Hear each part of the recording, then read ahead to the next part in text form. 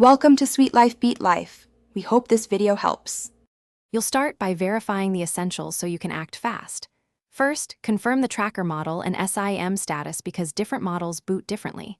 Then check the battery level and look for swelling. Replace if under 20% or physically damaged. Once done, test power inputs. Try a known good USB cable, an external 12V supply, and check the inline fuse.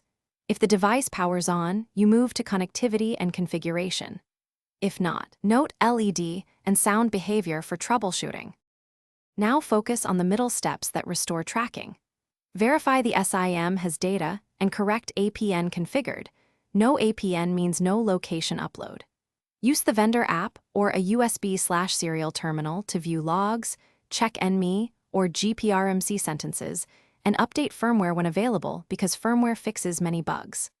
Make sure the GPS antenna faces skyward and has a proper ground plane. Reposition or replace a damaged antenna. If settings look off, perform a soft finish by validating real-world operation and knowing one clear fallback. Perform a live test drive of 10 to 15 minutes, watching for regular position fixes and reasonable accuracy. This confirms fixes under motion. If intermittent faults persist, back up settings and perform a factory reset to clear corrupted configs, then reconfigure. As a troubleshooting tip, swap the SIM and antenna to isolate network versus RF issues.